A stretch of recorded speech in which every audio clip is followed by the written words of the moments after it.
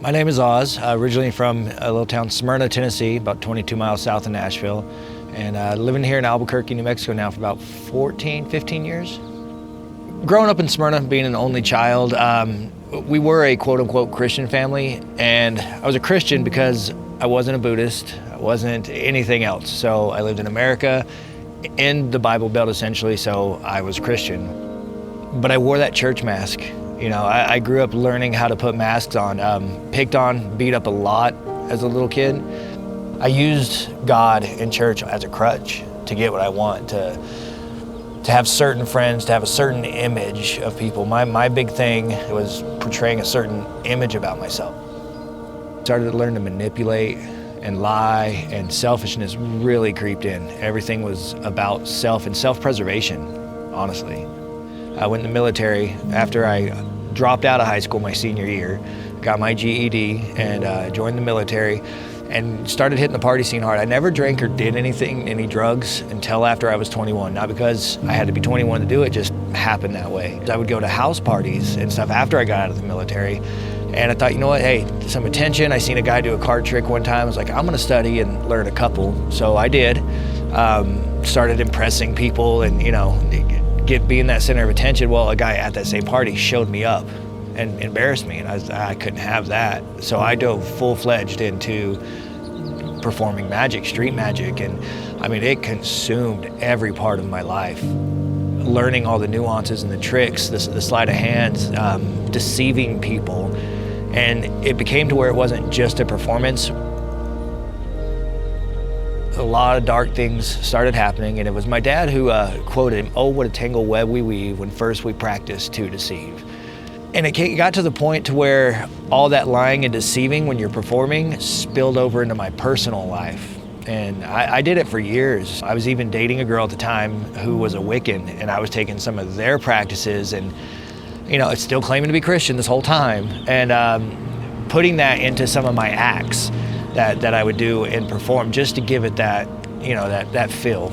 In the middle of doing the magic and stuff, drinking, because I started going to clubs, and drugs got worse, so that clouds your mind. And then the selfishness just kept growing. The look at me, you know, look at what I've done, what I can do. And I mean, it was all about me. God was an afterthought. I always thought, well, he knows my heart, you know, but my heart was deceived big time. The way I started viewing people was a source for my own pleasure, whether it be sexual or giving me drugs or buying my alcohol or a place to crash. Actually had a manager for a band in Nashville.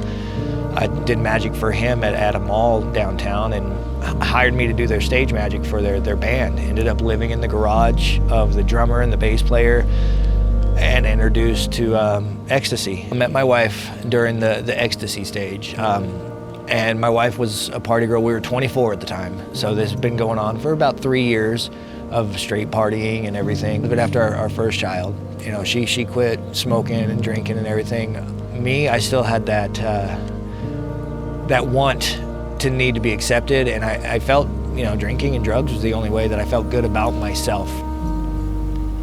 There was one morning, nobody was home but myself. I just bought a bunch of cocaine the night before, a lot of weed and pills, and was getting high in the morning before I would go to work. And I remember hearing an audible voice saying, "Oz, you know what you're doing. I'll let you do it, and you're gonna die in it." To the point that I really thought my wife had recorded something to play it, like to kind of kick me in the butt and get me moving.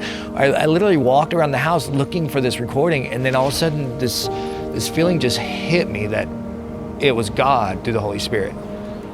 And I broke down. I ran and grabbed all the drugs, everything, flushed it, went to work. But after that, you know, I didn't fully submit to God at that point, and that's when meth crept in about a year later. I still kept that mask on, going to church, did meth for like 3 months straight every single day.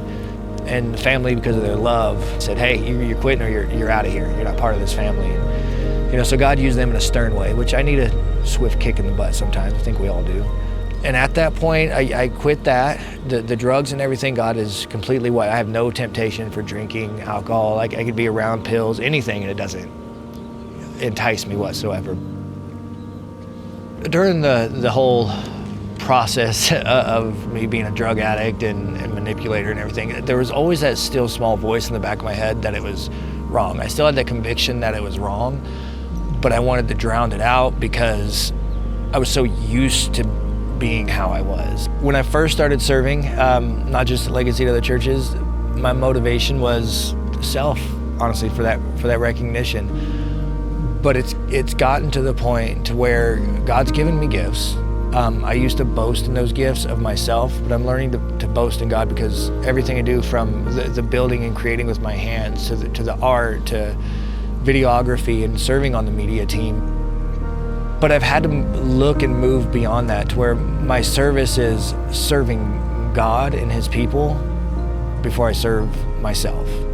Through my service at the church, by returning to Christ, and again, this isn't to boast in me, it's to boast in God because He used me, but my family's serving now. They are serving under one roof with Legacy.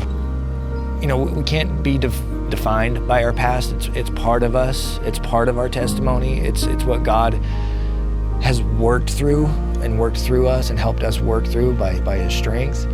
The here and now satisfaction that you're going for is just that. It's just the here and now. You're gonna keep chasing that moment by moment. You know, I know God has a plan. God is using me.